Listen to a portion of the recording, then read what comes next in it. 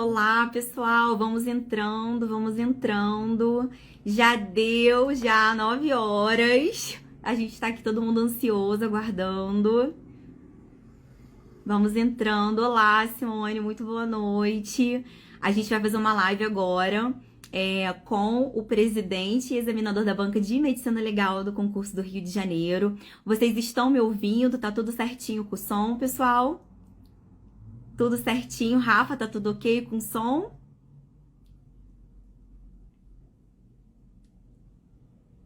Acredito que sim. Então vamos lá. Vamos entrando.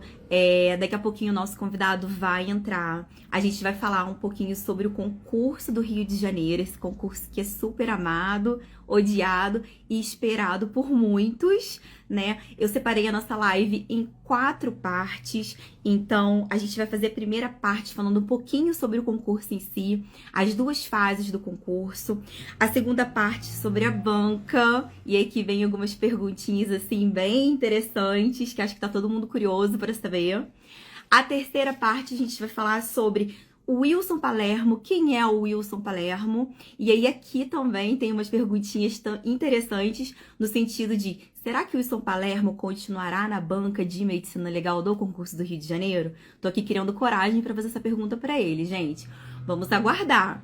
E a quarta parte, que é a parte que eu considero mais importante, é pela visão do examinador, como se preparar para o concurso do Rio de Janeiro. Então, assim, estamos ansiosos. Professor Wilson, pode pedir para participar, para eu te aceitar aqui? Ele já entrou.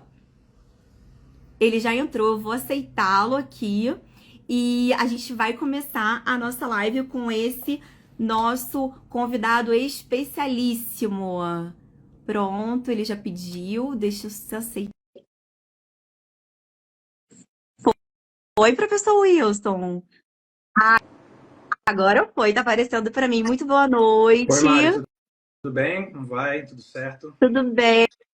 Muito boa noite, seja muito bem-vindo. Antes de começar, professor, eu quero agradecê-lo de ter aceitado participar desse nosso convite, conhecendo o senhor do jeito que eu conheço, com a postura impecável profissionalmente falando, assim como eu conheço outros examinadores, que eu sou um pouco psicopata da banca, né? Tenho certeza de que o senhor não iria aceitar o convite se eu não acreditasse que o nosso trabalho é um trabalho sério, é um trabalho feito realmente com dedicação, com comprometimento, com aprovação. Porque, sim, então eu considero a aceitação desse convite um reconhecimento pelo trabalho que a gente vem desempenhado aqui no Dedicação Delta, eu enquanto coordenadora, por essa equipe maravilhosa. Gente, tem outro examinador participando da live, Bruno Gilaberti. Olha, muito boa noite, professor, muito bem-vindo. De verdade, obrigada. Gostaria de agradecer imensamente ao convite, Mari, porque eu sei também que a confiança que você tem no meu trabalho, que já demonstrou em outras oportunidades, a reconhecendo agora mais ainda a oportunidade de estar aqui com você, para a gente poder debater esse tema tão importante, tirar todas as dúvidas que forem necessárias, porque o concurso do Rio realmente é um concurso diferenciado e você precisa, de fato, saber onde buscar as melhores informações, porque você vai ver de tudo por aí. Então, já começar entendendo que é preciso reconhecer boas fontes de informação já é um começo com o pé direito, tá? Eu costumo dizer sempre isso. É verdade, concordo. Concordo mesmo. Bom, a gente vai separar a nossa live, professor, em 4 partes, Uhum. tá? Nessa primeira parte, a gente vai falar um pouquinho sobre o concurso do Rio de Janeiro, que tem 2 fases, Isso. certo? Na segunda parte, a gente fala um pouquinho sobre a banca. Um pouquinho sobre a banca. Na terceira parte, eu quero falar um pouquinho sobre o Wilson Palermo. Tá bem. Quem é o Wilson Palermo? E na quarta parte, que eu acho que é mais importante, é como, na visão do examinador, né, como se preparar para o concurso do Rio de Janeiro, que é um concurso, sim, diferenciado. É um concurso que exige muito preparo. Então, a gente vai falar um pouquinho nessas 4 partes sobre esses temas. Na primeira parte, sobre o concurso, professor, o concurso ele é dividido em 2 fases, certo? Na Exato. primeira fase, a gente tem a prova objetiva, discursiva, oral, psicotécnico e exame médico. Fala um pouquinho pra gente como é que funciona isso. O concurso do Rio é um concurso bem complexo, por conta das questões envolvendo o Estado do Rio de Janeiro, que derivam questões financeiras. e por conta disso também a própria diagramação do concurso, ou seja, como é que o concurso é montado. O concurso do Rio tem uma especificidade em todos os níveis, seja numa questão relativa à organização, porque em que pese nós termos as bancas contratadas pela administração pública, existe também a montagem das bancas individualmente. Não é um concurso com muitas bancas, são 6 matérias, mas é um concurso em que as bancas têm uma complexidade na montagem. E toda essa complexidade é relativa à primeira fase. Você muito bem colocou, temos 2 fases, né? Uma primeira fase, que é a prova em si, que é o concurso em si, envolvendo as organizadoras, eventualmente com qualquer que seja ali relativa na contratação. E, além disso, nós temos a parte de exames psicotécnico e também a parte de exames médicos. Uma primeira parte de exames médicos, porque depois, quando essas pessoas estiverem aptas, a administração pública vai falar assim, olha, quem são as primeiras pessoas colocadas, classificadas dentro do número de vagas autorizadas? Aí a administração pública vai chamar esse pessoal para que entrem na Cadepol e façam a matrícula no curso de formação profissional, que é a segunda fase do concurso. Então, o curso de formação, você entra como aluno ainda. Você entra na Cadepol como aluno. Por isso, também mais uma complexidade no que diz respeito a só poder entrar na Cadepol aquelas pessoas efetivamente enquadradas dentro da limitação das vagas. Então, não dá para chamar todo mundo. Não dá para chamar em excesso, a não ser quando estiverem devidamente autorizadas. Então, o começo, a noção de quantas pessoas eventualmente vão ser chamadas para a Cadepol começa agora.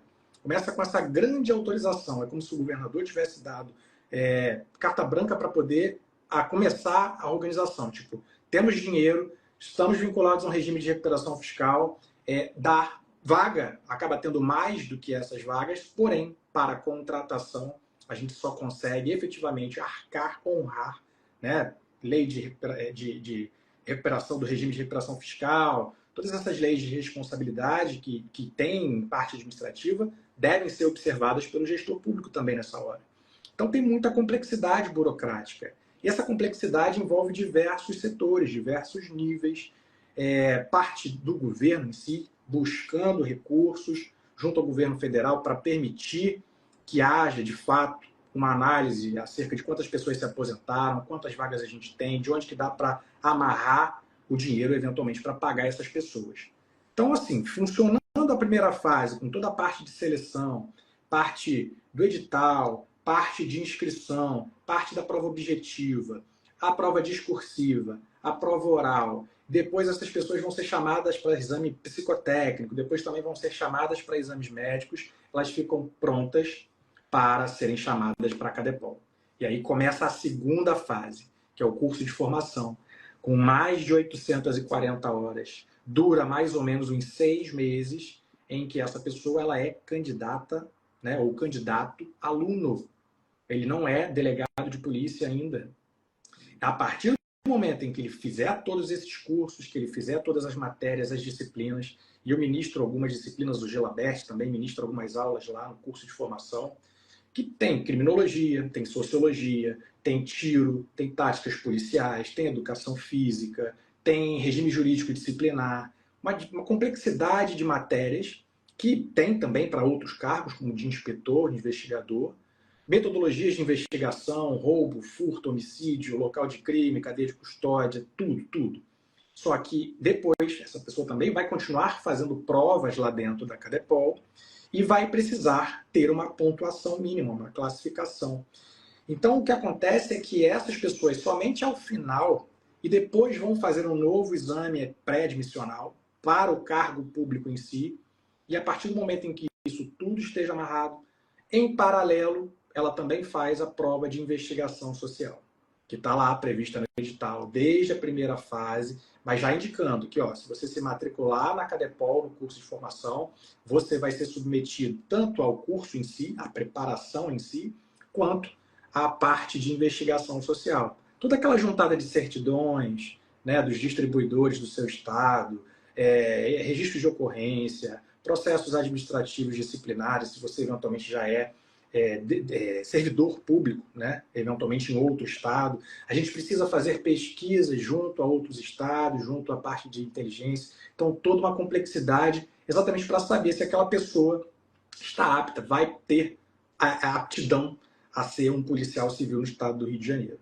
Feito tudo isso, aí ela efetivamente tem lá a questão da nomeação, posse, etc. E tudo isso, depois disso tudo, que você vai ser delegado de polícia no estado do Rio de Janeiro. E aí o sonho se realiza. Se concretiza. E aí a gente está falando em ano e meio, quase 2 anos, até você eventualmente ser delegado. Isso não acelerando, não atropelando nenhuma etapa, mas desde o momento em que o edital eventualmente abra, você tem aí mais ou menos uns 9, praticamente na gestação, até você passar na prova oral. Depois da prova oral, você tem ali os exames psicotécnicos, médicos, etc.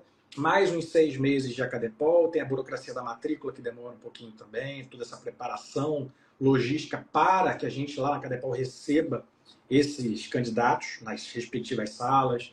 Tem toda a parte de professores por trás de um banco de talentos, que são policiais civis, são pessoas que passaram num concurso, que é o concurso para estar dando aula na Acadepol. Então, a partir disso, a gente tem aí mais uns 6 meses, então bota aí 1 ano e meio, máximo, na pior das hipóteses, uns 2 anos, a partir da abertura do edital. E isso sem considerar, de repente, eventualmente o teto cai durante a realização das provas, né? E aí a gente tem a prova anulada, como aconteceu no último concurso da primeira fase. Se você for ver pelo edital do último concurso, ele abriu acho que em setembro de 21 e a posse foi em dezembro de 23. A gente está falando Exatamente. de 2 anos e 2 meses. 2 anos e 3 meses, praticamente. Exatamente. Então, assim, é um processo longo, né? Não só a parte de conhecimento, você tem que estar preparado emocionalmente para fazer parte desse processo do concurso do Rio de Janeiro. Então, assim, um ponto importante que o senhor colocou sobre a investigação social, não sei como funciona no Rio, mas eu tenho conhecimento de outros estados que também são analisadas as redes sociais, e a gente precisa tomar muito cuidado com rede social. O que você está expondo na sua rede social, o que você fala, a forma como você fala, se posiciona, também é muito importante, viu, pessoal?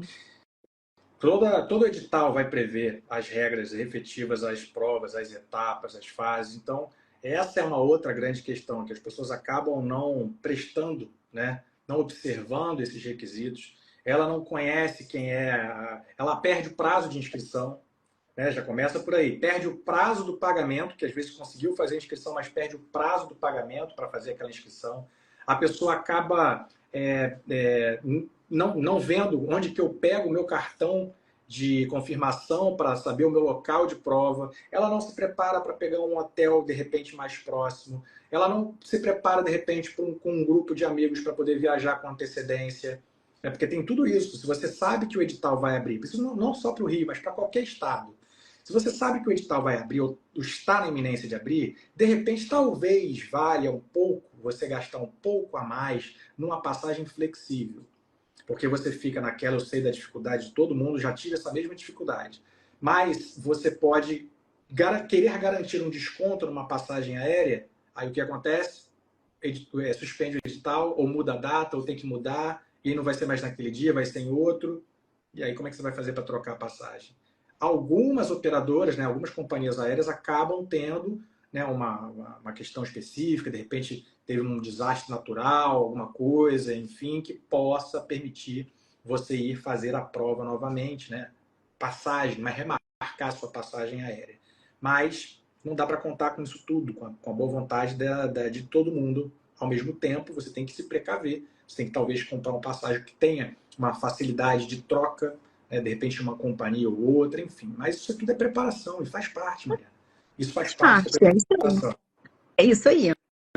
Bom, a gente falou sobre a publicação do edital até a nomeação, o prazo. Agora, do anúncio de autorização de vagas até a publicação do edital, em média, qual é o prazo?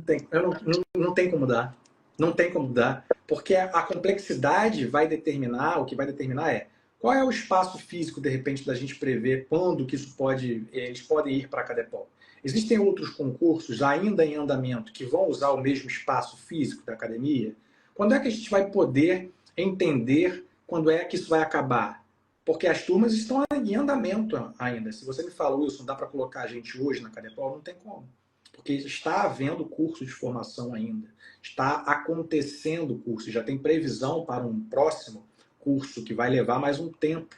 Tá? Então, a estrutura, por ser fase, as coisas não podem também, isso o administrador tem que ficar muito atento, porque eu não posso simplesmente abrir um concurso enquanto administrador público e essas pessoas que se dedicaram, que estão ali, o sonho delas que está em jogo, você precisa pensar em quanto tempo eu vou levar entre o término da primeira fase e o início da segunda fase, para que essa pessoa ela tenha, né, de fato, uma sequência. Você pegue, de fato, pessoas que estão preparadas, que estão estudando, porque depois a tendência é você tentar relaxar. Né? E se isso não acontece, se isso demora anos, como é que você vai se preparar? Então, assim, sendo fase do concurso, a pessoa ainda é candidato. Ela ainda é candidata, né? Ela ainda pode ser reprovada. Então, ela não é delegada de polícia ainda quando passa, quando entra para a Cadepol. Isso precisa ficar muito claro. No Rio, não funciona dessa maneira. Tá? Não funciona dessa forma. Exatamente. Bom, vamos falar agora um pouquinho sobre a banca, né? Aqui é uma banca, só para deixar bem claro, a organização do concurso foi feita pela banca CESP no último concurso. Mas a banca examinadora é uma banca própria, tá, pessoal? Então, assim, nós temos normalmente uma banca multidisciplinar. Então, é composta de delegados, promotores, desembargadores, juízes. Então, assim, como é que funciona, né? Essa questão da banca, por desafio do examinador na elaboração das questões. Qual o maior desafio?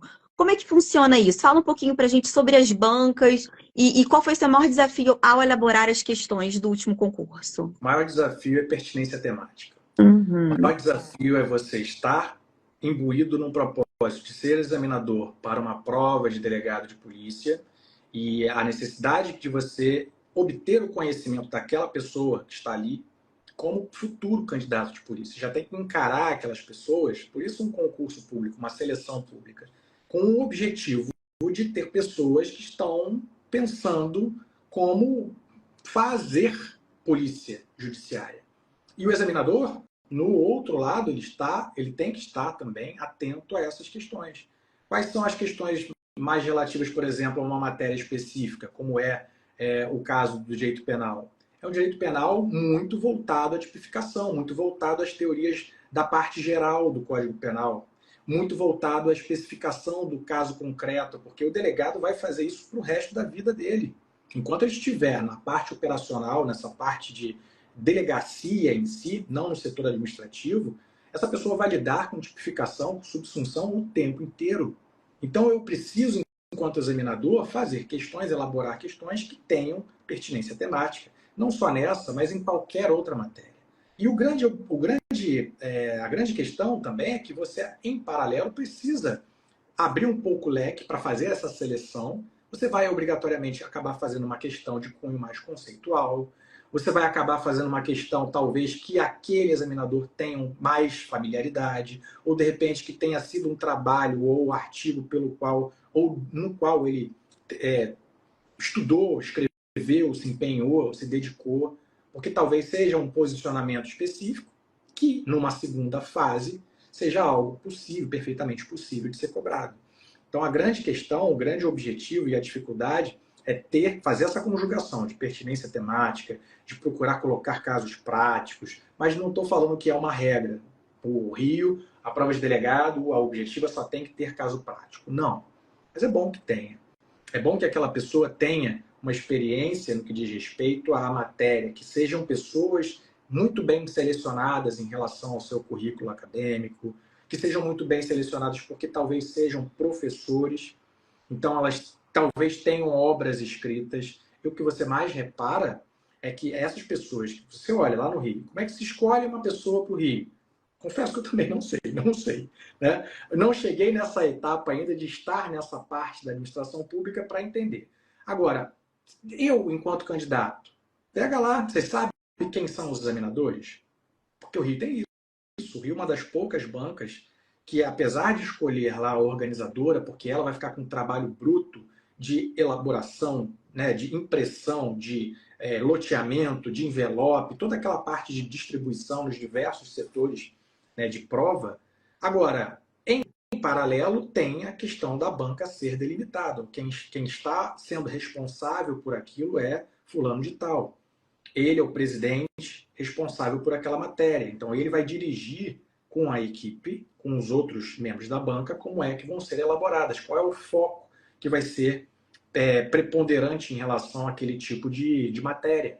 Como é que a gente vai elaborar as questões, como é que a gente vai fazer reuniões entre as bancas, somente entre as bancas, para que eu possa verificar se isso tem alguma coisa, porque 4 cabeças muito bem selecionadas e ainda os suplentes também muito bem selecionados para aquela matéria específica, vão ter condição de pensar em conjunto. São 4, 5, 6 especialistas, quantos forem, né, selecionados, para, em se tratando daquele tópico, serem os melhores naquela matéria, pegar obras, estudar, debater questões, debater pontos eventualmente soltos, para que esses pontos soltos não acabem prejudicando todo o certame. Então, a complexidade é toda essa. Então, não é uma questão muito simples de te dizer, Wilson, como é que isso é feito? Eu, enquanto candidato, o que eu procurava entender? Quem é aquele examinador? Existe uma lista? Rio, existe. Existe uma lista publicada. Minas, salvo engano, publicou recentemente também, né? Não sei se nesse ou no último concurso, publicou ali, ou pelo menos bibliografias indicadas. Você já sabe por onde você vai estudar. Você já sabe qual é a tendência acadêmica daquela banca, qual é a familiaridade acadêmica que aquela banca te oferece, para que, eventualmente, numa discursiva, você saiba se posicionar conforme a questão demande. Talvez ela não peça isso explicitamente, mas muito provavelmente você vai ter oportunidade de, naquele momento, demonstrar o seu conhecimento para o examinador. E talvez você tenha muito pouco tempo para isso. Raciocinar aquela quantidade enorme de matérias que você tem. Entender quem é o examinador. Vai lá, busca o currículo Lattes daquele examinador. Aí vai lá na página do Mário.Delta Foco. Vai lá, vai verificar se aquela pessoa tem obra escrita. Aquela pessoa tem um mestrado, aquela pessoa tem um doutorado. Será que é bacana? Qual é a familiaridade? Ela se vincula a qual escola? Mas, Mari, falar sobre isso já demonstra que aquele candidato ele já está num nível diferente de preparação. Se o candidato busca todas essas informações, ele já tem base. Ele já tem condição, ou pelo menos ele está formando a base dele agora de acordo com a banca. Então, você tem uma familiaridade. Como é que não tenho Palermo, não tenho base, como é que eu começo a base? Escolha boas pessoas que vão te guiar nesse caminho, porque, na verdade, você vai estar confiando seu sonho de ser uma futura delegada ou um futuro delegado para aquela pessoa. Você vai estar investindo seu tempo, que hoje, para mim, é a minha maior riqueza, é o meu tempo, para eu fazer as minhas leituras, para eu ter o meu trabalho, para eu ter o meu tempo de descanso, porque o examinador também é ser humano. Ele compreende que já esteve, assim como todos os candidatos, enquanto uma pessoa que está prestando o concurso para aquele cargo. Ele compreende que existem sonhos, ou pelo menos ele deve compreender, que existem pessoas com sonhos ali. Então não tem que ter pegadinha, não tem que ter casca de banana. O lápis dele está desatualizado. Já tá. Gente, para quem não sabe, o currículo Lattes, para todo acadêmico que fez, que escreve, que fez mestrado, eventualmente fez um doutorado, fez uma pós-graduação, essa pessoa ela preenche esse currículo, né, que é como se fosse ali uma série de informações, quais são as palestras que essa pessoa deu, qual é o tema que ela é familiar, qual é o livro que ela escreveu, qual é, eventualmente, a dissertação de mestrado dela. Isso tudo demanda um tempo absurdo para atualizar. O meu deve estar com alguns meses aí também desatualizado. Doutor Bruno Gilabert, por favor, atualize seu Lattes, por gentileza. Precisamos de informações, Bruno. Precisamos de informações. Então, assim, professor, o senhor tocou num ponto muito interessante que eu gostaria de mencionar. O senhor veio como presidente da banca de medicina legal do último certame, né? Delegado de Polícia Civil.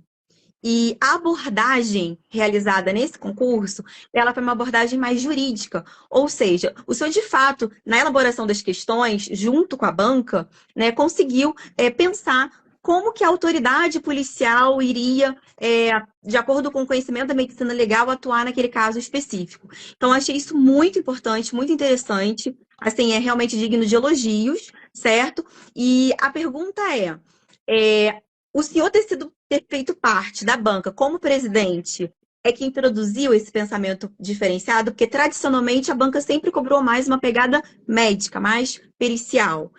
Pode responder isso? Posso, sem problema nenhum. Ótimo. A questão toda a gente começou falando sobre isso, pertinência temática, Tinência. tá? O futuro delegado de polícia precisa ter um conhecimento de medicina legal e no Rio é cobrado na prova objetiva, na prova discursiva e na prova oral. Só que ele precisa ter o conhecimento como um delegado, não como um perito. É o que eu sempre falo também nas minhas aulas. A pessoa precisa compreender, se cada personagem, na verdade, compreender seu papel no sistema de justiça como um todo, não só no sistema de justiça criminal, mas civil, etc, etc. Você vai reparar que o delegado tem que ser delegado, o promotor tem que ser promotor, o defensor tem que ser defensor, o advogado tem que ser advogado e o juiz tem que ser juiz. Mas o que a gente acaba acontecendo até nessas profissões mesmo é ver uma mescla entre isso, indevida, né? Porque o que você precisa é ter um conhecimento para poder demandar o perito. O perito são os nossos experts, são as nossas pessoas extremamente capacitadas que estudaram a vida toda para aquela matéria. Então, eu, enquanto autoridade policial, preciso compreender quem é o meu perito. Primeiro, quais são eles? Onde que eles são lotados? Qual é a especialidade deles? E como eu vou demandar aquele conhecimento técnico-científico que não é meu, não é tradicionalmente meu, mas eu preciso daquilo, às vezes, num exame de corpo de delito, numa lógica de uma cadeia de custódia, eu preciso que essa pessoa me responda com os conhecimentos deles. Porque eles estão lá previstos no Código Penal como sendo as pessoas capacitadas para fazer um laudo. Não sou eu que tenho que fazer laudo. Agora, eu tenho que saber pedir. Eu tenho que saber que o Instituto de Medicina Legal existe. Não o Instituto INL, mas um instituto como uma parte acadêmica da matéria. Eu preciso saber para que serve a antropologia, eu preciso saber para que serve a traumatologia, quais são os sinais da asfixiologia, quais são os vestígios que eu, eventualmente, delegado de polícia, lá no local de crime, posso perceber como sendo interessante para já vincular isso numa ideia de uma cadeia de custódia e já pedir para o perito fazer um exame mais específico. Então, eu preciso ter esse conhecimento, porque se eu, enquanto primeiro agente público, não reconheço a existência desse vestígio, eu não começo a cadeia de custódia. Então, como é que eu vou chegar lá na etapa 8 do 158B do Código de Processo Penal, que é o processamento, falar, perito, examine isso aí. Mas examinar o quê? Cadê a apreensão disso?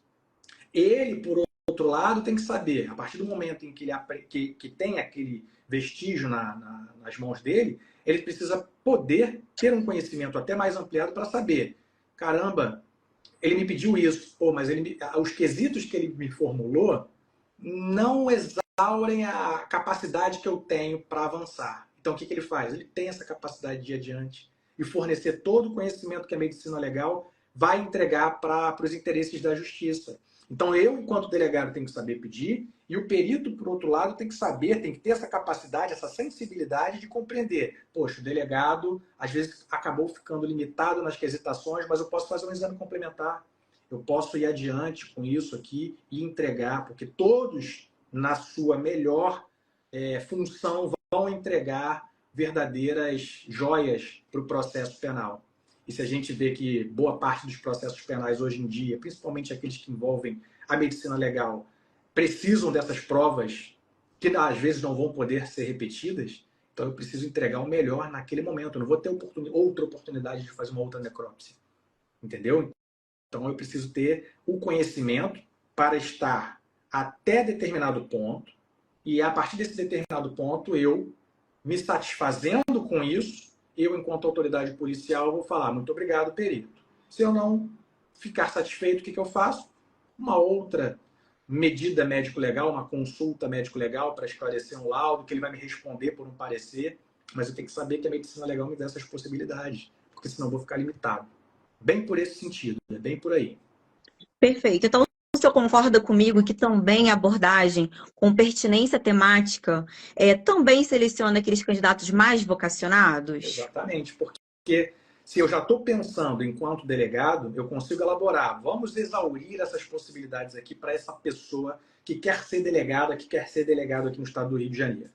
Então, eu tenho a condição, enquanto examinador, de pegar as pessoas que efetivamente não vão me dar trabalho futuramente, enquanto delegados, numa polícia medíocre. A pessoa que vai fazer um concurso para o Rio, no que diz respeito à medicina legal, seja pelas nossas peculiaridades, seja pelas nossas capacidades técnicas, porque é a única que tem oral de medicina legal e discursiva, então eu preciso que essa pessoa não seja medíocre. E medíocre não é aquele termo pejorativo, não. Medíocre é mediano, tá? Eu preciso que essa pessoa esteja além, ela seja além. E aí, obviamente, vai entrar a preparação. Então não adianta você ter um conhecimento raso em medicina legal para o Rio, por isso que é o diferencial. Por isso que sempre é uma matéria que você vai ter ali um trabalho, não é o fim do mundo, não é a complexidade maior. Eu acho tributário muito pior, tá? Então, eventualmente, se você estuda direito tributário, etc., previdenciário, está fazendo magistratura, pode ter certeza. Se você está conseguindo ir bem para a magistratura, se você focar talvez em medicina legal, quem sabe? E a gente tem exemplos.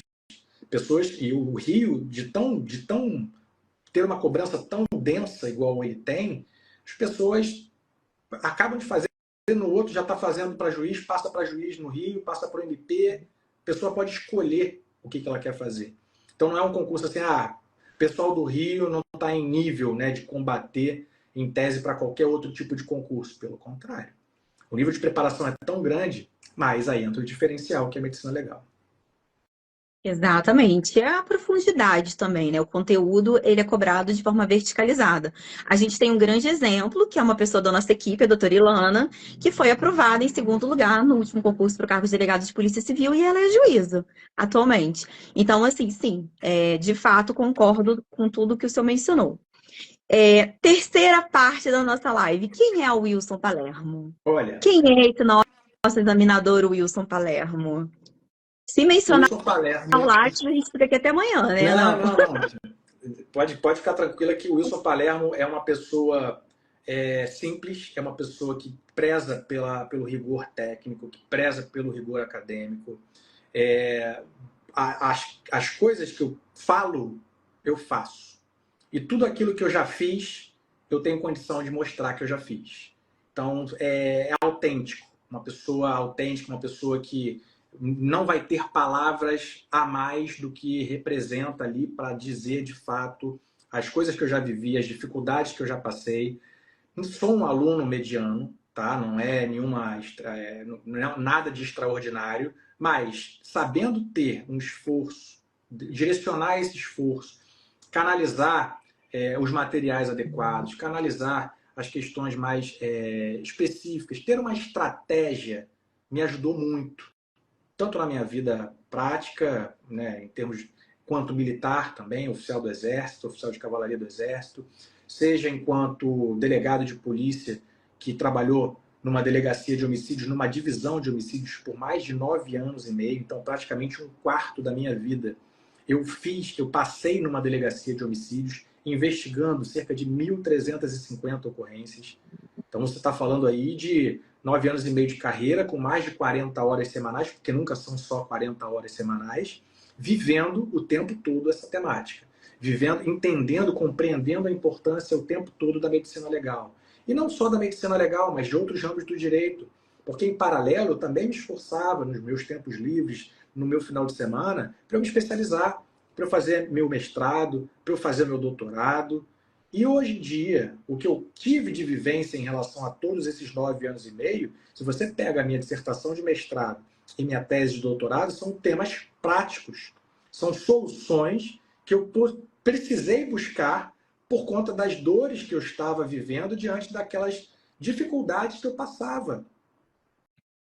Olha aí, a dissertação aí. Bacana, Mari. Então, assim, eu consegui. Assim, não, ninguém me responde essas minhas dores. O que eu vou ter que fazer? Eu vou ter que responder. Então, eu vou ter que pesquisar, eu vou ter que estudar, eu vou ter que saber como isso vai ser feito na prática. Prática eu já estava tendo. Então, agora, como é que eu pego e mudo isso aqui? Porque está errado, porque há esse gargalo na doutrina, porque não existe essa possibilidade, porque fazer isso do jeito que mandam eu fazer me desgasta mais, desgasta a polícia judiciária mais, acaba onerando todo o sistema de justiça criminal, e aí quando a gente vai entender lá na frente, por que Zaffaroni, desde Em Busca das Penas Perdidas, já falava, desde o finalzinho da década de 80 e início da década de 90, que o sistema todo está deslegitimado, exatamente porque a gente acaba pretendendo fazer alguma coisa e na prática a gente não faz. É muito gogó, mas na prática não faz. Mas por quê? Talvez tenha um gargalo. Ah, é preciso fazer isso, é preciso analisar aquilo. Tá, mas como é que a gente faz isso na prática? Qual é a solução acadêmica que é oferecida pela comunidade jurídica para eu poder fazer determinada coisa? Ia pesquisar, não tinha. Eu falei, não tem não? Não tem problema não, a gente faz. A gente cria. Daí um doutorado. Por isso você inovar no ordenamento jurídico, você pegar algum espaço, uma lacuna, e olha que no direito penal não é, você não encontra tanta lacuna assim. Pelo contrário, tem teoria beça para você poder falar sobre direito penal.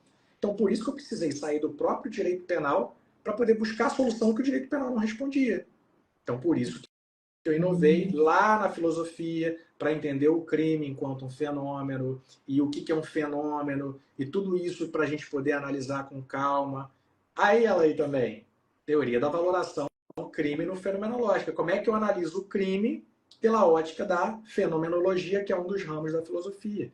Então, o direito penal não tinha essa resposta, porque filosofia é base. E aí a gente volta novamente a falar sobre base. As pessoas acabam querendo construir grandes prédios sem base. A carreira dela vai ter uma repercussão nos materiais que ela escolhe, nas pessoas que ela escolhe como exemplo, nos materiais, nos cursos, nas palavras. A gente hoje em dia está repleto de um monte de coisa, tanto na internet, quanto coisas verdadeiras, coisas falsas, mas cabe a você mesmo entender o que é verdadeiro para você, o que é falso para você. Você conhece, você consegue entender que aquela pessoa prega o que ela fala? Ou é só falsidade? Ou é só para ganhar público? Ou é só para vender? Você prega o que você faz? Você é coerente? Você é autêntico? E, gente, dá para se enganar com um monte de coisa. Agora, você tem os caminhos certos para você escolher. Então, eu procurei, não encontrando muitas questões, não vendo que aquilo era agradável, mas não pelo fato de eu não gostar. É porque, tecnicamente, aquela pessoa não me mostrou capacidade para me comprovar por A mais B que era para ser feito daquela forma. Eu tenho que deixar de lado, então, muitas vezes, essa questão subjetiva para você ser mais racional, mais objetivo. Então, o Wilson é esse racional, o Wilson é esse objetivo, o Wilson é esse acadêmico, o Wilson é essa pessoa que não gostava muito de ler, mas acabou se vendo numa situação de uma diversidade enorme de materiais, e eu falava para mim, isso é o que eu quero para minha vida? É isso que eu quero de fato? Então, eu preciso construir base. E você vai precisar construir um prédio, você não constrói um prédio com um palitinho de dente, como base. Dependendo do tamanho do seu sonho, você vai ter que botar uma pilastra bem profunda, bem segura, bem robusta. Se o seu sonho não for tão grande assim, então você vai se contentar com bases frágeis, não vai acontecer muita coisa com você, infelizmente, é o que eu tenho para falar. Verdade. E agora sobre o examinador Wilson Palermo. A pergunta mais feita, que eu mais recebi e que eu criei coragem para perguntar. O Wilson Palermo continuará na banca de medicina legal do próximo concurso? Veja bem, a gente não tem nem edital ainda, né? Então são perguntas sem resposta. Se você deixar para sua vida começar a andar só daqui a 2, 3, 4, 5, 10 anos, você tem que estar se preparando para isso. Você tem que estar pronto para isso. E como esses editais acabam pedindo uma desvinculação, talvez com 6 meses, a carta está no jogo ainda. Opa, excelente. Excelente, muito bom. Aí, pessoal, anota aí, ó, anota aí.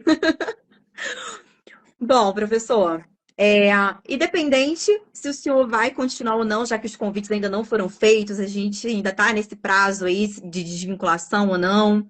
O senhor acredita que essa abordagem, que entrou com a sua entrada também na banca de medicina legal, que é uma abordagem mais técnica, pertinência temática, o olhar da autoridade policial, ela irá continuar? O senhor acredita que tenha plantado a sementinha? Olha, Mari, eu imagino que sim, principalmente porque a gente vê uma complexidade muito grande. A gente finalmente talvez consiga entender que, primeiro, né, a banca de medicina legal não é composta só por delegados de polícia. Na verdade, eu tive essa grata oportunidade de ser o primeiro em mais de 216 anos de instituição, mas é exatamente para a gente poder conversar, né? Porque a medicina legal não é feita só por legistas e ela não é feita só por delegados, ainda que você tenha uma banca específica para delegados.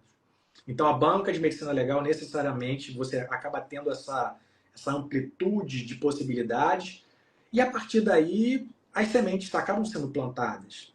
A ideia central do que, agora eu entendi. Talvez se eu não tivesse entendido antes, agora eu entendi o que precisa. Você deixa, querendo ou não, um paradigma. Você deixa uma comparação, você deixa um legado. E esse legado é óbvio que, se foi muito bem aproveitado, ele deve ser, né, time que está ganhando. Você não mexe. Se você funcionou com a cobrança nesse nível, e não foi uma prova fácil, pelo contrário, foram provas extensas, eu tive cuidado de fazer, né, de elaborar questões. Wilson, ficou muito grande aquela objetiva lá de Paraty, do casal que supostamente morreu, e eu precisava saber se morreu afogado, se não morreu. Tudo bem, folha 4 tem duas questões objetivas numa folha 4 só. Cada uma ocupa metade, de cima a baixo, sim. Mas não tem complexidade, não tem pegadinha. Só tinha de fato uma resposta certa. Só tinha de fato uma resposta certa dentre todas as alternativas possíveis de uma prova objetiva. E tem que ser assim. Você tem que testar todas as variantes, todas as possibilidades, para que você não dê aso à interpretação diversa. Qualquer pessoa que estude pelo meu material, que estude medicina legal, porque é importante que a gente ensine medicina legal, não o que o Palermo pensa, não o que fulano de tal pensa, o que é medicina legal. E, a partir daí, qualquer pessoa ter condição de compreender, raciocinar e se portar como um futuro delegado de polícia em atitudes que são próprias da função de polícia judiciária, mas no que diz respeito ao aproveitamento da medicina legal naquele tópico. Então, vai ter só uma alternativa certa. Não é para ter duas, não é para você ficar entre duas. Não tem o objetivo da questão múltipla escolha, e aí a grande facilidade, né? A resposta certa está lá, né, gente? A resposta certa na questão objetiva está lá. É só você achar. Está lá. Você não precisa escrever, você só precisa marcar um X e entender, essa é a certa. Sim, o que pode acontecer é que talvez para você aquilo não pareça certo, mas você também tem que aprender a não brigar com a questão. Porque nem sempre é o que você acha que está certo. Porque com certeza tem uma pessoa que talvez estudou um pouquinho mais, não precisa ser muito, mas que está numa posição de banca, que vai ser responsável pela elaboração e que talvez naquela visão é a mais certa para você, ou a menos errada. Mas de alguma forma ou outra, aquela questão vai ser única, você não vai poder marcar duas. O que acontece é que geralmente a gente acaba ficando entre duas e marca errada. Né? E aí você tem que ver, Sempre. o problema é seu ou da questão. Né? Agora, numa prova objetiva, numa prova discursiva, você tem uma abertura maior. Você pode botar o posicionamento A, posicionamento B, e se a questão pedir, você se posiciona. E aí? Uhum. Tu é isso ou aquilo? Tu tá nessa ou nessa doutrina? Tu tá de que lado? Em que pese eu acredito que a gente não tem um lado, né? A gente tem que estar imbuído num propósito de uma justiça criminal. Não tem que ter lado. Então, olha como é que isso tudo começa muito antes, né? Da sua preparação, da sua compreensão sobre quem é a banca, da sua compreensão sobre quais são os materiais certos para estudar, quais são as fontes de informação que você tem para estudar, e tudo isso vai ser determinante para a sua aprovação. Exatamente. Aí a gente acaba entrando na quarta parte da nossa live, né? Que é como estudar, como se preparar para esse concurso do Rio de Janeiro. Já que pegando um pouquinho só do seu tempo, falando aqui enquanto coordenadora do curso, é muito importante, sim, você já mencionou e eu vou repetir. É importante, sim, você saber quem é a sua banca, conhecer os posicionamentos dos examinadores. Então, como eu disse, eu sou um pouco psicopata da banca, não precisa falar, nem fazer nenhuma expressão. Mas não sei, eu aposto aqui meu rim, que é aquela questão da inversão na ordem das etapas da cadeia de custódia, vai ser aquela. Não precisa falar, não precisa fazer nenhuma expressão.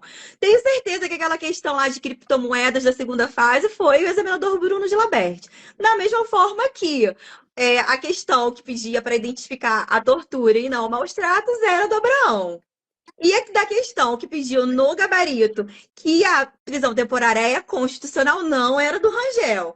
Mário, como é que você sabe disso tudo? Conhecendo os Conhecendo os examinadores, posicionamentos, conhecendo, exatamente. estudando, acompanhando. Então, assim, realmente, eu estudava muito examinadores, transcrevia live, participava de aulas, palestras, e quando eu não conseguia estar presente, não passava online, eu pedia para alguém ir para mim gravar e transcrever. Então, assim, sim, faz sim diferença, pessoal, estudar os posicionamentos dos examinadores. A gente precisa conhecer a nossa banca. O concurso do Rio é um concurso diferenciado nesse sentido. Não é uma banca como a CESP, a FGV, essas bancas elas seriam só organizadoras do nosso concurso. A gente tem uma banca própria. Então, assim, a gente precisa conhecer sim os posicionamentos, porque vai fazer total diferença na sua aprovação, né? Então, assim, professor, agora na visão de um examinador que também é delegado de Polícia Civil, passou por isso tudo, se preparou, né? O que o candidato precisa fazer para chegar na prova bem preparado, para conseguir a aprovação? Primeiro, conhecer o edital, a regra do jogo ali, o que está valendo, quem são as pessoas escolhidas para que dirijam a possibilidade de eu estar naquele concurso enquanto delegado ou não. Então, para isso, eu tenho que seguir. Eu vou ter que ler, entender, compreender. É como se você tiver. Pensa numa ideia de uma, de uma cartilha que você precisa seguir. Quem é a pessoa que está fazendo a minha prova? Com qual base acadêmica aquela pessoa se identifica? Qual é o conteúdo programático daquele edital? O edital vai prever isso tudo, vai prever quantas vagas tem, vai prever quais são as etapas, quais são as fases, quais são as datas, talvez um cronograma ainda que breve, mas esse cronograma pode ter alteração. Mas o fato é, qual é o conteúdo programático? O que eu preciso entender? O que eu preciso saber de medicina legal, de processo? No final das contas, se você der uma lida rápida, você vai perceber que é tudo. É tudo. É a matéria inteira. É a matéria inteira. É tudo. Não tem. Não... Pô, Palermo, é tudo. Tá na área. Às vezes pode ser 97% de todas as matérias. Mas o fato é entender qual é a estratégia de cobrança daquela prova. Como é que essa questão talvez possa ser formulada? Vai ter sorteio de ponto na primeira fase? Tem sorteio na primeira? Tem na segunda? Como é que isso vai funcionar? Ah, Palermo, tem isso tudo? É o examinador que escolhe na hora?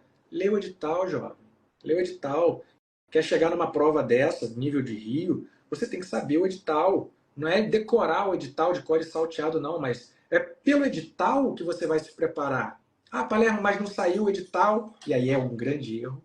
A pessoa só vai deixar para se preparar quando sair o edital. Meu Deus do céu, isso me dá uma agonia de uma forma.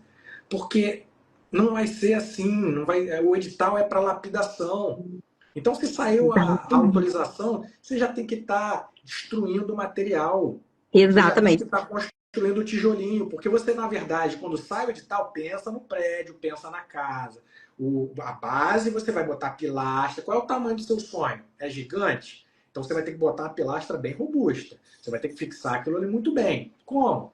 Sei, vai pegar as melhores técnicas, os melhores materiais, vai pegar um concreto de qualidade, um tijolo de qualidade, uma viga de qualidade e vai fazer a base do seu sonho. Uma vez que a base está pronta, gente, não é o que mais demora no prédio? Presta atenção nessa comparação. O que mais demora para construir? Ah, Palermo, não sou engenheiro, porra. Tudo bem, sabe? Você fez direito, mas você sabe que a maior parte, a parte mais difícil de qualquer coisa é o alicerce. Aí depois você vai fazer a perfumaria, vai botar uma cor na casa, um telhado diferente, uma cor de janela, eu vou escolher a janela de madeira ou de alumínio. Isso é depois que o edital sai, gente.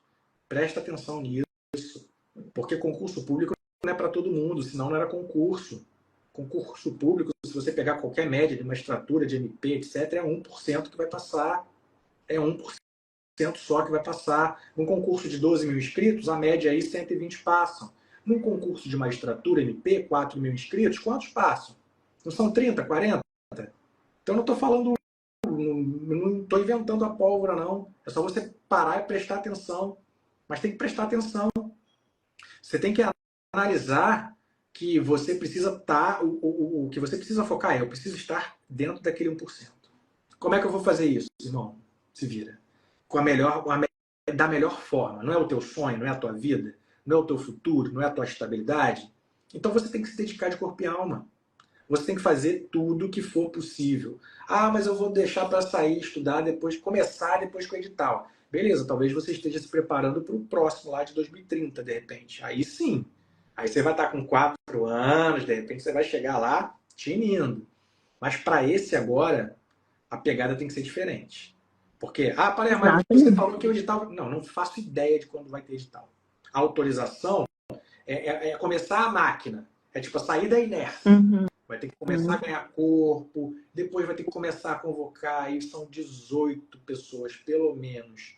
Né? Se você considerar não os suplentes, se você considerar só os titulares, são 18 pessoas para convite, e os convites vão precisar ser feitos, vai precisar analisar qual é a competência acadêmica que aquela pessoa tem para participar dessa prova, para não jogar o nome do Rio de Janeiro no lixo. Então tem toda essa complexidade de fatores para a gente se preparar. Enquanto isso, você já tinha que estar pronto, com a sua base pronta. Não é pronto para passar, porque eu não estava pronto para passar quando eu fiz a minha inscrição para o meu concurso. Porque se você pega esses mais 9 meses que você vai ter a partir do momento em que abriu o edital, você tem 9 meses para lapidar. Isso é muita coisa. Isso é muita coisa. Isso talvez equivalha a 25%, 30% de todo o seu tempo de estudo.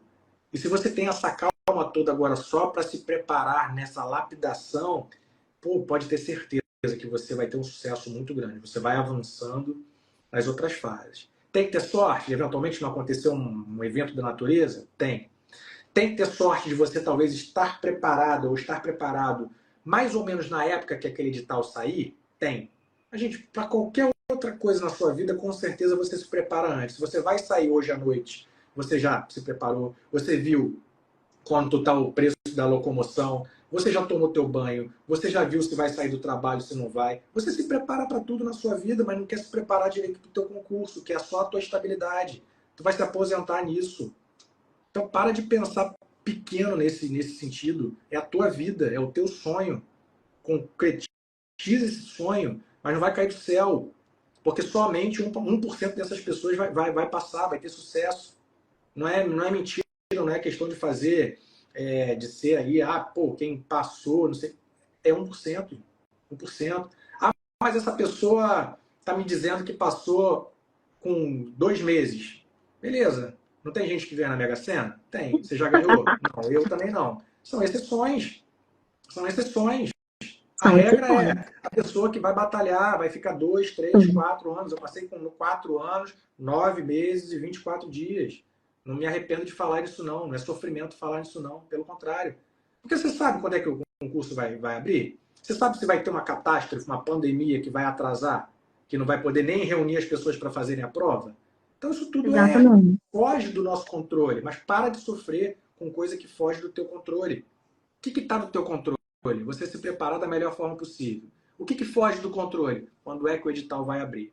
Quem vai estar na banca? Isso foge do teu controle. Não, porque se você pegar uma literatura, uma doutrina, um curso bom, pode ter certeza que muito provavelmente você vai estar em condição de repente fazer uma lapidação, um ajuste fino, azeitar ali a máquina para que ela siga na direção exata dos seus sonhos.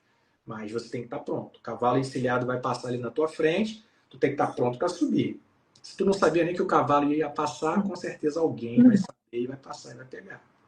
Exatamente. Ou seja, pessoal, dá tempo de se preparar. Não adianta ficar sofrendo aqui, Mas para pensando de quando que vai perder ser o esse edital. tempo. Se o edital vai sair amanhã, daqui a 3 meses, em 2026. Bora sentar, estudar, se dedicar. Para de E gastar energia com isso. Para de gastar energia com isso, para. adiando isso. Isso está fora do teu controle. Para de gastar energia com coisa que está fora do seu controle, pelo amor de Deus. Exatamente. Então a gente tem tempo aí para se preparar e a preparação ela tem que ser pesada, ela tem que ser intensa. O professor Wilson bateu num ponto muito importante, cuidado com os materiais escolhidos, porque o seguinte, eu vou falar com o senhor como coordenadora do curso. Eu vejo dois grandes erros dos nossos alunos. O primeiro erro é quando o aluno ele só quer estudar quando sai o edital. Aí aquele aluno que fica pulando de edital em edital, edital em edital. Esse é o primeiro erro. O segundo erro é aquele que quer encurtar o caminho, que sempre quer aquele material mais objetivo, mais curto, mais enxuto. E aí, como que você vai explicar para essa pessoa que ainda não tem maturidade de estudo o seguinte: olha, não tem como encurtar o caminho. É muito sangue e suor. Você tem que sempre buscar o melhor, qualidade. Então, assim, cuidado, gente, cuidado. Porque principalmente nesse período, assim, a galera fica muito ansiosa, fica muito nervosa e acaba, assim, até mesmo caindo em algumas informações, como por exemplo, se alguém disser para você hoje que o concurso vai sair daqui a tantos meses, não tem como, não tem essa informação. Que fulano ficará na banca, ou que fulano sairá da banca. Não dá, a gente não tem essa informação. Não é uma coisa certa. Então, assim, o que a gente tem que fazer agora, de fato, é não se preocupar mais, né, com o que não está no nosso controle, como o professor Wilson falou, e fazer a nossa parte. Porque, assim, a gente precisa sentar e estudar. Não tem como, certo? Agora, para finalizar, professor Wilson, o senhor abandonou mesmo o direito penal, né? Entrou para medicina legal, vai ficar só na medicina legal, é isso mesmo. Em termos acadêmicos, eu esgotei com o doutorado, eu esgotei a minha participação momentânea no que diz respeito à formulação de artigos nesse ponto. Mas agora eu estou me enveredando um pouco mais numa aplicação agora no curso superior de polícia, em misturar um pouco a inteligência artificial, em pensar como eu vou inserir, por exemplo, o que eu coloquei na minha tese, na prática, como agora eu vou usar as novas tecnologias para vincular isso tudo junto com inteligência artificial, para a gente poder levar o estado do Rio de Janeiro a um patamar de excelência que ainda maior do que já é. Só que agora a gente tem que entrar no futuro de fato. A gente tem que estar preparado para as novas tecnologias. A gente tem que estar preparado para o que isso tudo oferece. Então eu estou acabando me pegando um pouco o que eu já preparei no direito penal, indo nesse ramo, nessa vinculação de segurança pública, mas é óbvio que o foco continua sendo medicina legal, porque é a minha paixão, é uma matéria pela qual eu aprendi a me apaixonar, eu precisei buscar suporte, que eu precisei construir essa base daquela forma como a gente estava comentando, então eu precisei construir bons materiais, eu precisei construir esse suporte, porque isso foi fundamental no meu trabalho. Por toda nesses 9 anos e meio, eu lidei diariamente com a medicina legal. Então eu precisava, para solucionar aquelas situações de homicídios, de latrocínios, enfim, os crimes dolosos contra a vida em geral e também o latrocínio por uma questão de vinculação temática, tá? Porque o estilo de investigação é semelhante, eu precisava dar um foco maior e, consequentemente, isso foi me agregando em termos de fotografias. Se você repara, todas as fotografias que estão no meu livro, que tem no meu nome, foi eu mesmo, com o meu telefone, que tirei. Então é mais uma coisa dizer, ninguém me falou. Não, o Palermo viveu a medicina legal. O Palermo viveu, olha isso que fala na doutrina. Olha como é que isso está meio diferente aqui. Então o que a doutrina tradicionalmente fala pode ter essa derivação? Pode. Como? Aqui é a foto, irmão. Estou te mostrando que eu vi aquilo ali e não é, de repente, aquilo que só a literatura falava. Olha como é que pode ter uma variação se isso acontecer. Olha como é que você vai agregando doutrina, olha como é que você vai formulando vivência. Isso vai te agregando muito mais no conteúdo que está positivado já no livro aí já há bastante tempo. Isso. Obrigada, professor, examinador, doutor. Parabéns pela sua postura humilde, parabéns pela condução da banca de medicina legal no último concurso. Eu estou falando não só por mim, por várias pessoas que chegaram lá na minha página e elogiaram e falaram para elogiar, porque assim faz toda a diferença. A gente pode verificar pelos espelhos das questões discursivas que foram publicados, né? O respeito que foi dado ao candidato. Então, resposta ao candidato, aquele espelho bem elaborado, assim como também teve na banca de direito penal também esse respeito, essa humildade, né, por parte dos examinadores. Então, assim, quero agradecer, quero parabenizar, quero também agradecer a todos os aprovados do último concurso que se fizeram presente nessa live, aos concurseiros, aos nossos seguidores do Dedicação Delta. Pessoal, não tem outro caminho, é sentar, estudar muito pesado mesmo, dá tempo, ninguém sabe quando vai sair o edital, como o professor disse, ninguém sabe quem vai continuar e quem vai sair da banca. Então a gente trabalha com o que tem, vamos trabalhar com base na última banca, conhecendo o posicionamento dos examinadores, fazendo a nossa parte, viu? Eu quero desejar muito boa sorte a todos vocês, quero agradecer ao Dr. Wilson, também desejar muito boa sorte na profissão dele, na atuação dele. Também, como delegado, já recebi vários elogios do senhor. Eu tenho uma grande amiga, Aninha, que trabalhou na sua equipe, disse: olha, ele realmente trabalha, ele está sempre empenhado e tal. E assim, a gente fica muito feliz em ter esse feedback, ter esse retorno, né? De ver que, sim, tem delegados que realmente atuam, que são vocacionados e que não abandonam a vida acadêmica. Então, eu também tenho muito disso. Eu sou delegada, eu gosto pra caramba da minha atuação, eu gosto de estar na delegacia atendendo as minhas vítimas e não abandono também a parte acadêmica. Então, assim, eu gosto muito de ver profissionais com esse perfil. Obrigada, professor, mais uma vez. Eu agradeço por ter participado, ter aceitado esse convite. Eu já falei que eu encaro como reconhecimento do meu trabalho, que é um trabalho, sim, é um trabalho muito sério, é um trabalho muito responsável, né? A gente realmente trabalha com dedicação, que é o nosso nome. Eu tenho muito orgulho de conduzir a equipe do Dedicação Delta. Então, muito obrigada, de verdade. Eu espero que você continue na banca. Não vou mentir. Eu espero que você continue na banca, mas se não continuar também, muito sucesso em qualquer fase, em qualquer escolha profissional que você venha fazer. Mário, muito obrigado pela oportunidade. A todos também que ficaram com a gente aqui até agora. Que eu desejo muito sucesso para vocês, que vocês tenham serenidade para escolher, fazer boas escolhas. E vocês podem ter certeza que a gente está para ajudar, a gente está exatamente para poder entender que vocês têm sonhos assim como nós tivemos enquanto examinadores. E se vocês entenderem que por trás aqui do examinador também tem a pessoa, isso acaba tornando a jornada muito mais fácil, porque não dá para brincar com o sonho de cada um de vocês. Tá? Muito obrigado mais uma vez. Desejo uma excelente noite a todos vocês. Nada é tão nosso quanto os nossos sonhos. Essa é a minha frase.